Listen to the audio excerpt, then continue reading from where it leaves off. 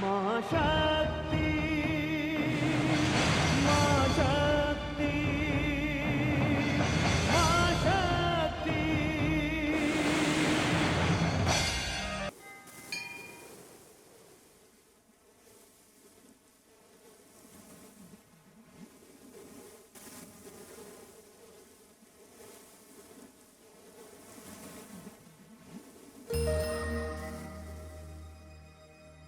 मैं अतीत हूं। मुझे देखकर आप हैरान होंगे कि मैं काल की पुरानी चादर छोड़कर, अपनी सदियों की नींद और खामोशी तोड़कर आपके सामने क्यों आया हूं। मैं ये बताने आया हूं कि मैं अतीत बीत चुका हूं, किंतु समाप्त नहीं हुआ। मैं तो ऐसा सागर हूं जिसकी गहराई में कितने युग, कितनी सभ्यताएं, कितनी संस्कृतियां और कितनी शताब्दियों का इतिहास पड़ा है। मैं एक ऐसा दर्पण हूं जिसमें आप अपनी महानता की गौरवशाली गाथाएं देख सकते हैं और अपने पतन की लज्जाजनक घटनाएं भी। मैं आपको याद दिलाने आया हूं कि एक पल का दंड सदियों को भुगतना पड़ता है। मैं आपको उस भूल के बारे में बताने आया हूं जो आपने नारी को समझने में की। मैं आपको यह बताने आया हूं कि नारी क्या है। नारी शक्ति है, नारी आदि शक्ति है, मां शक्ति है, जननी है, लक्ष्मी है, सरस्वती है, सीता है, राधा है, रुक्मिणी है। नारी ने जन्म दिया राम को, कृष्ण को, बुद्ध को, महावीर को, नानक को, कबीर को। नारी ने सीता बनकर अपने राम के साथ वनवास के कष्ट उठाए। सावित्री बनकर अपने पति के प्राणों के लिए यमराज से लड़ी। सीता का अपहरण रावण ने किया, मगर अग्नि परीक्षा देनी पड़ी निर्दोष सीता को। व्यवस्था और परंपरा के नाम पर द्रौपदी को 5 पतियों में बांटा गया और उसके अपनों ने ही भरी सभा में उसे नग्न करने का प्रयास किया। और इस भूल का परिणाम है महाभारत, कौरव वंश का समूल नाश। मैं आपको सावधान करने आया हूं, मैं आपको चेतावनी देने आया हूं कि अब भी आपने नारी का सम्मान नहीं किया, उसका गौरव उसे वापस नहीं लौटाया, अगर अब भी दहेज के नाम पर उसे जिंदा जलाया जाता रहा, अगर अब भी मां के गर्भ में उसकी हत्या होती रही, तो विश्वास कीजिए कि आने वाले सर्वनाश को कोई नहीं रोक सकता। संसार की कथाओं में आपकी कथा तक नहीं रह जाएगी। आइए, आज मैं आपको नारी की उसी महानता के दर्शन कराता हूं जो ब्रह्म शक्ति है, मां शक्ति है। यह उस समय की बात है जब कुछ भी नहीं था, मृत्यु नहीं थी क्योंकि जीवन नहीं था, अमरता नहीं थी क्योंकि हिंसा नहीं थी, दिन और रात का भेद नहीं था क्योंकि प्रकाश नहीं था, ऊंचाइयां नहीं थी क्योंकि पर्वत नहीं थे, गहराइयां नहीं थी क्योंकि जल नहीं था, अंधकार था, केवल अंधकार। और उसी अंधकार में एक हलचल हुई, एक इच्छा जागी और आत्मा का पहला बीज बोया गया।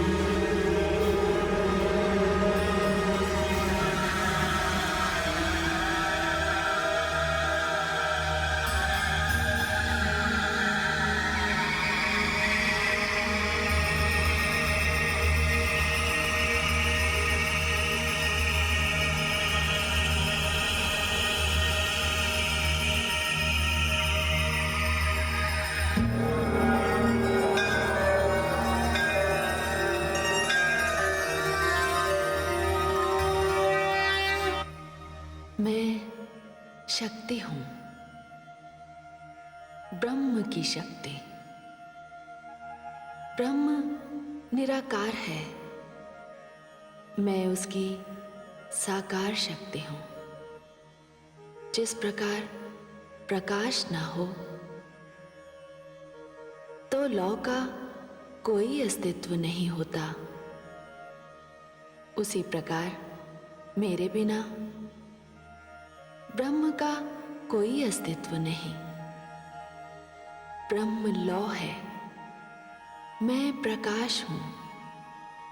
ब्रह्म पुरुष है, मैं प्रकृति हूं। संसार में जो भी दृष्टि से नहीं देखा जा सकता वो ब्रह्म है, और जो भी दिखाई देता है वो मैं हूं। ब्रह्म की श्रेष्ठता भी मेरे समक्ष नतमस्तक होती है, क्योंकि मैं प्रकृति हूं, मैं नारी हूं। जन्म देने की शक्ति केवल मुझ में है, इसलिए मैं मां हूं, मां शक्ति। ब्रह्मांड मेरी रचना है, आकाश मेरा मस्तक है, धरती मेरा मध्य भाग है, तथा पाताल मेरे चरण। इसीलिए सारी सृष्टि में केवल मैं हूं। मेरी ही इच्छा से शिशु माता के गर्भ में आता है, मैं ही उस शिशु में प्राण डालती हूं। मेरी ही कृपा से वो श्वास लेता है, और जब वो इस धरती पर आता है और अपने नेत्र खोलता है तो देखने की शक्ति भी मैं ही उसे देती हूं, क्योंकि नेत्रों में ज्योति भी मैं ही हूं। मैं अपनी इच्छा से एक से अनेक बनती हूं, और जिस दिन मेरी इच्छा होती है मैं सारी सृष्टि को समेट लेती हूं।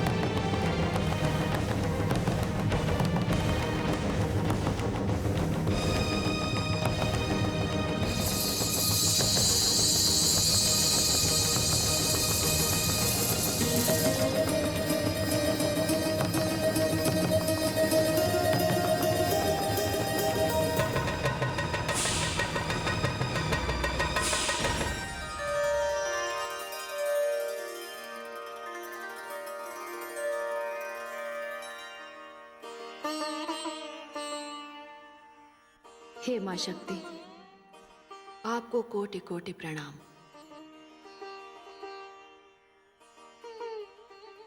आपने मुझे अस्तित्व दिया, मेरी रचना की, रूप और आकार दिया। अब आप मुझे परिचय भी प्रदान कीजिए। हे कंचन वर्णे, आप महालक्ष्मी हैं। आप ऐश्वर्य, वैभव, धन एवं संपत्ति की देवी हैं। हे आदिशक्ति, मुझे भी बताइए कि मैं कौन हूं, मेरी रचना का कारण क्या है। हे गौरवर्णे, आप महासरस्वती हैं। विद्या, बुद्धि, ज्ञान और कला आपके अधीन है।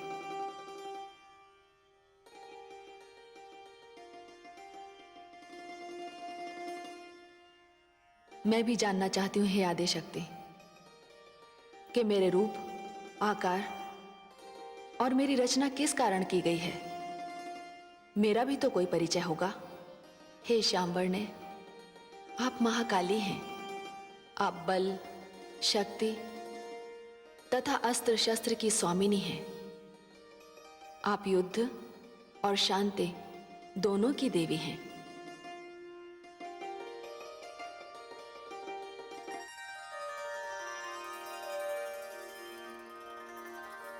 हे महादेवियों, मैंने आपका परिचय तो दे दिया,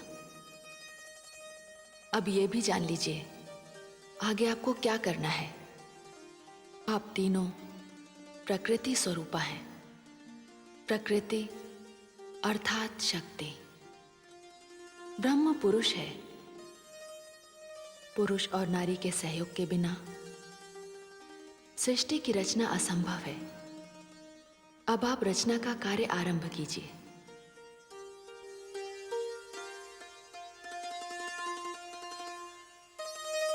ओम क्लीं, ओम ह्रीं, ओम क्लीं, ओम ह्रीं, ओम ह्रीं क्लीं।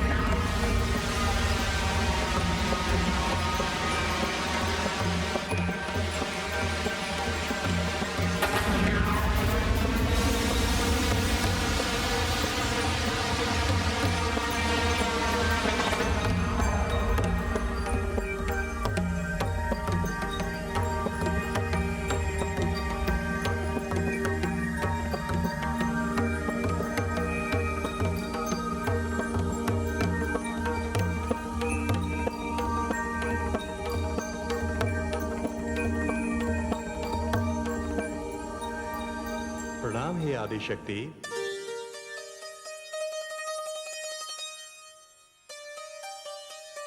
हे आदिशक्ति, आपने मेरी रचना की, मुझे अस्तित्व दिया, अब मुझे परिचय भी प्रदान कीजिए।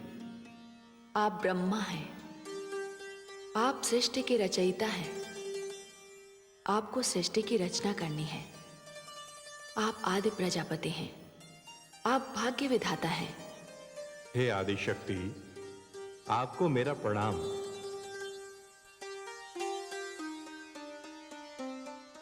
प्रणाम हे आदिशक्ति। मुझे भी बताइए कि मैं कौन हूं, मेरा परिचय क्या है और मेरी रचना का उद्देश्य क्या है। आप विष्णु हैं, आप सृष्टि के पालन करता है। आप ब्रह्मा की रची हुई सृष्टि का पालन करेंगे और उसकी रक्षा करेंगे।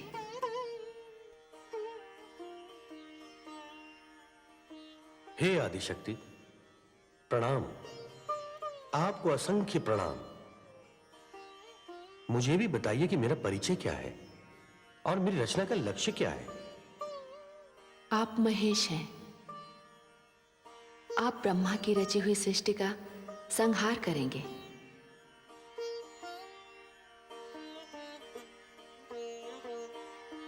हे देवो, जिस प्रकार पुष्प सुगंध के बिना, दीपक ज्योति के बिना और तन आत्मा के बिना अधूरा है, उसी प्रकार पुरुष प्रकृति अर्थात नारी के बिना अधूरा है।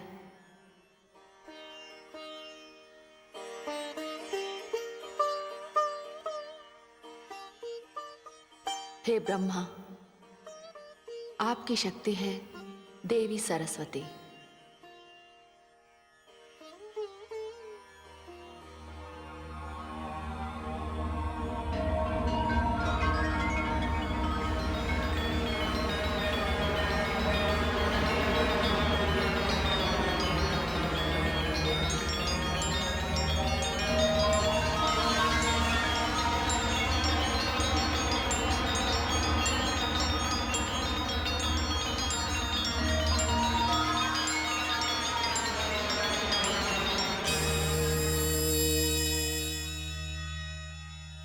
हे विष्णु, आपकी सहधर्मिणी है, आपकी शक्ति है देवी लक्ष्मी।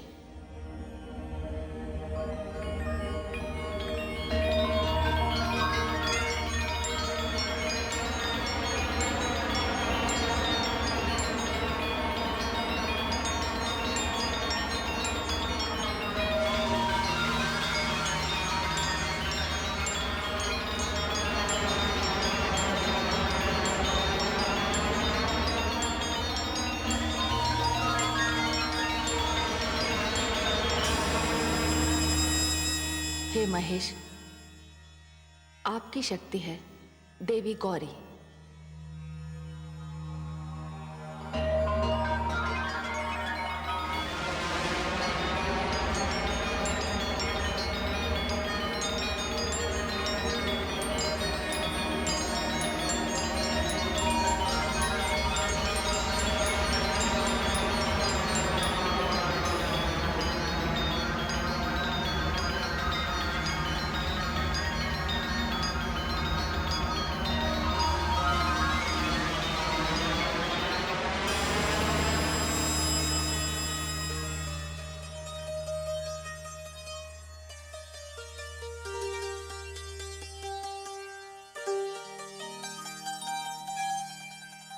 सत्य तो ये है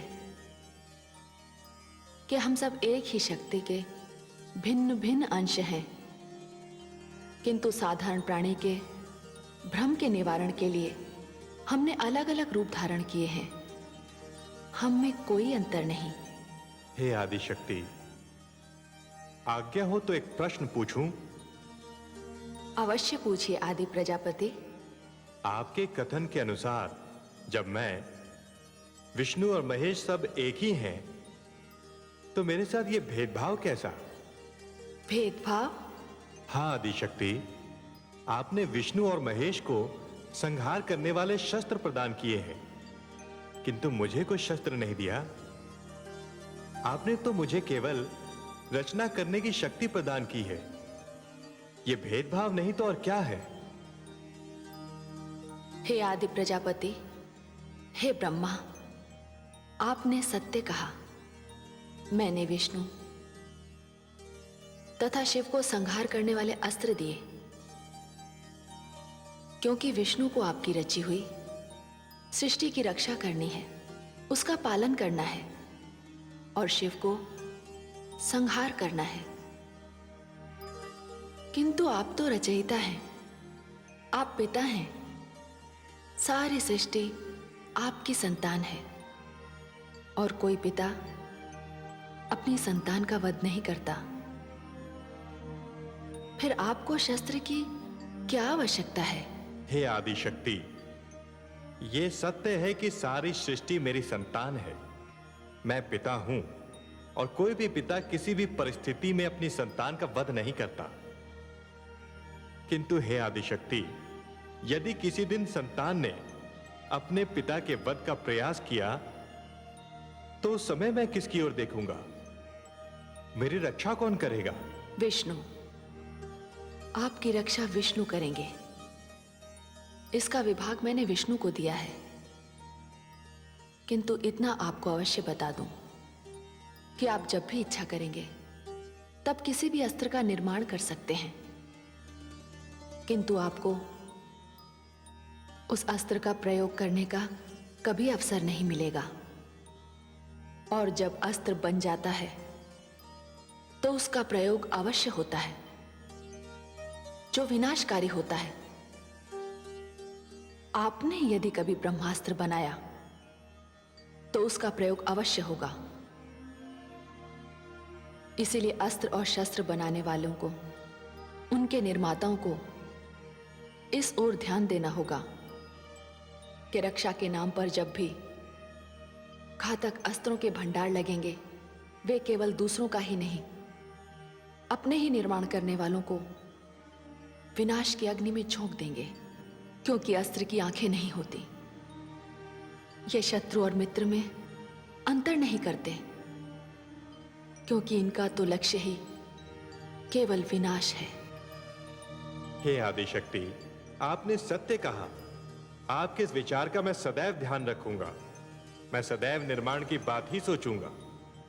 विनाश की भावना को कभी अपने हृदय में नहीं आने दूंगा। यदि सारा संसार इसी भावना का पालन करता रहा तो प्रलय से पहले सृष्टि का विनाश कभी नहीं होगा। हे प्रजापति, हे विष्णु, हे महेश, प्रकृति और पुरुष की व्यवस्था इसीलिए प्रारंभ की गई है, और अब संसार में यही व्यवस्था चलेगी। समस्त जड़ अथवा चेतन की जोड़ियां होंगी। चाहिए आप सब मिलकर सृष्टि की रचना का क्रम आरंभ कीजिए। जो आज्ञा आदि शक्ति।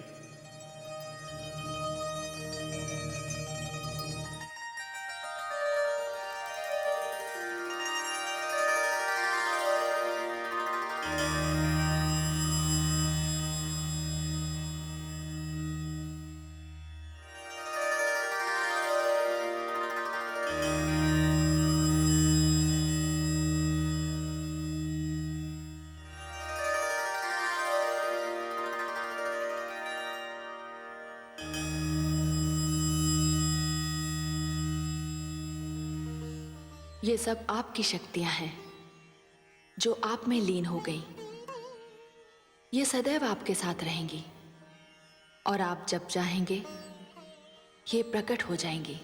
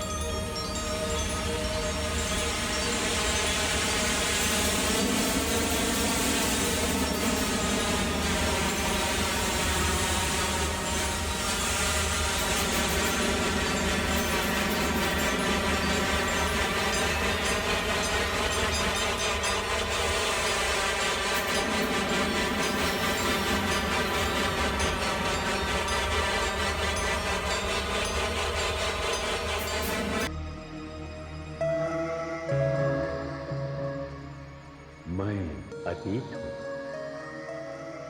आकाश अस्तित्व में आ चुका था, नक्षत्र मंडल बन गया था, पाताल की रचना भी हो चुकी थी, जहां सर्वत्र जल ही जल था और जल के प्राणी। आकाश की रचना देवताओं के लिए की गई थी और पाताल बना था दानवों के लिए। अब ब्रह्मा मानव की रचना करने वाले थे, किंतु ब्रह्मा के मन में एक प्रश्न था, एक चिंता थी, एक उलझन थी कि मानव रहेगा कहां। मानव न तो देवताओं की भांति महान होगा और न ही दानवों जैसा असभ्य। फिर कहां बनेगा ये मानव लोक? और इस उलझन को सुलझाने का केवल एकमात्र उपाय था मां शक्ति का आवाहन।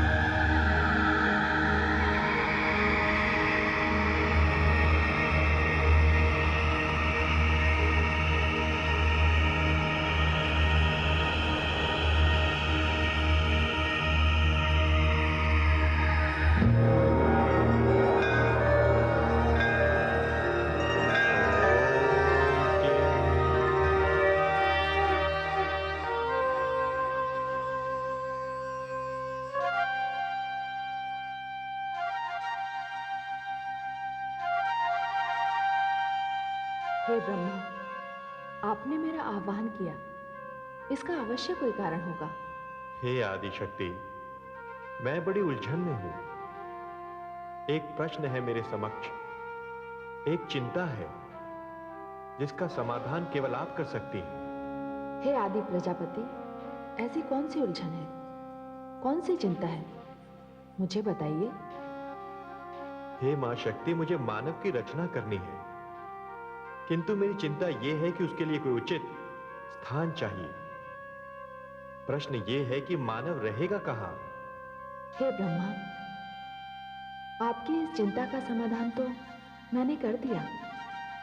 जब आपने समाधान कर दिया है तो कृपया मुझे भी बता दीजिए। आपकी चिंता यही है ना कि मानव रहेगा कहां? तो मानव लोक के निर्माता भगवान विष्णु के कानों में जन्म ले चुका है। हे मां शक्ति, तो क्या मानव लोक भगवान विष्णु के कानों से उत्पन्न होगा? हाँ आदि प्रजापति। हे आदि शक्ति, ये कैसा रहस्य है? ये कैसी पहेली है? हाँ, ये विचित्र रहस्य है, किंतु इसे जानने का अभी समय नहीं आया है। आपको अभी प्रतीक्षा करनी होगी। प्रतीक्षा? हाँ, आप तो भाग्य विधाता हैं। आप तो जानते हैं कि समय की प्रतीक्षा सभी को करनी पड़ती है, आपको भी करनी पड़ेगी। आप सत्य कहती हैं। मैं जिनका भाग्य विधाता हूं उनके विषय में तो मैं सब जानता हूं, किंतु जिनकी भाग्य विधाता आप हैं उनके विषय में जानने के लिए तो मुझे भी प्रतीक्षा करनी पड़ेगी। और आदि प्रजापति, आपको अधिक प्रतीक्षा करनी पड़ेगी, क्योंकि प्रतीक्षा जीवन का एक महत्वपूर्ण अंग है।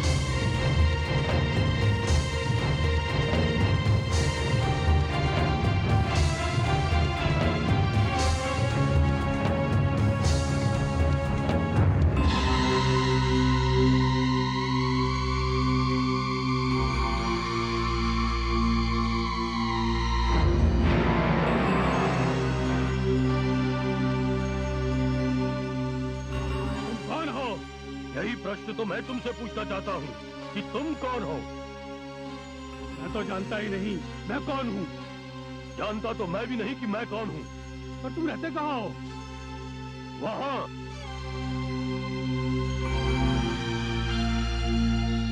अरे मेरा निवास स्थान भी वही है। अच्छा, हाँ तब तो हम बंधु हुए। हाँ, और मित्र भी।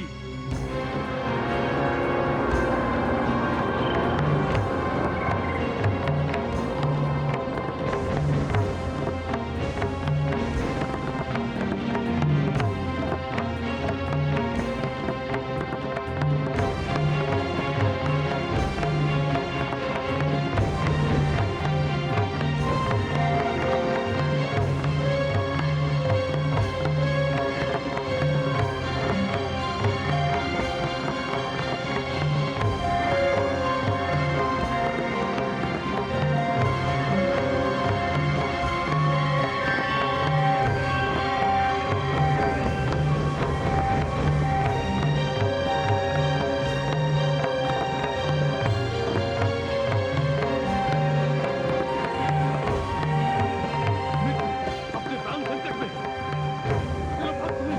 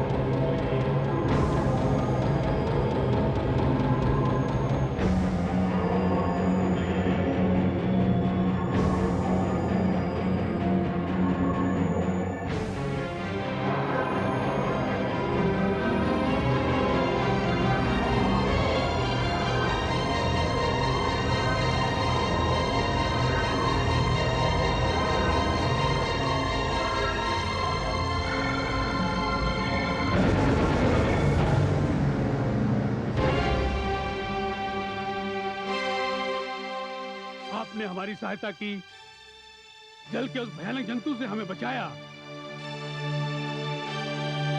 नहीं तो हमारे प्राण संकट में पड़ जाते।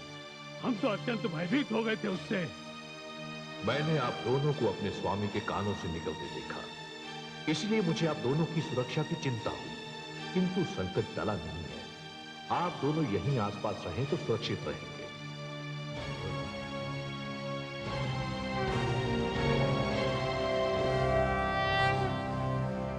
ये जो बड़ी गहरी निद्रा में सो रहे हैं, ये कौन है? यही तो है मेरे स्वामी श्री हरि भगवान विष्णु। और ये गहरी निद्रा में नहीं, योग निद्रा में है। मेरे स्वामी भगवान विष्णु तो दिन रात मां शक्ति के बीज मंत्र का जाप करते रहते हैं। ओम ह्रीं, ओम क्लीं।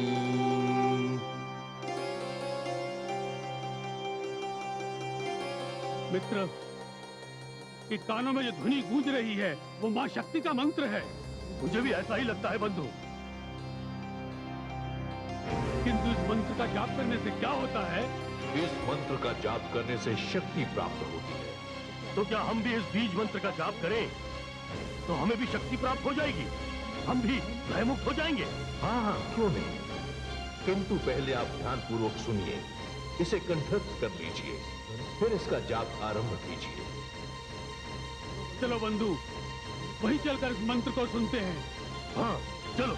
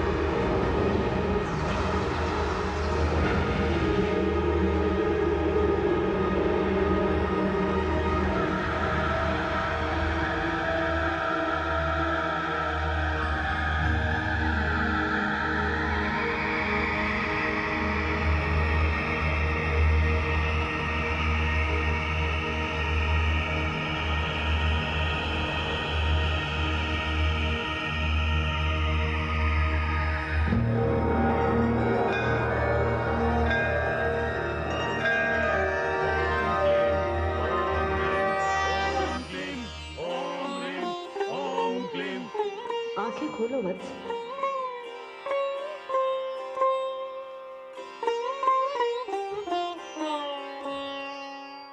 तुम्हारी तपस्या सफल हुई। हे मां शक्ति, उठो वत्स।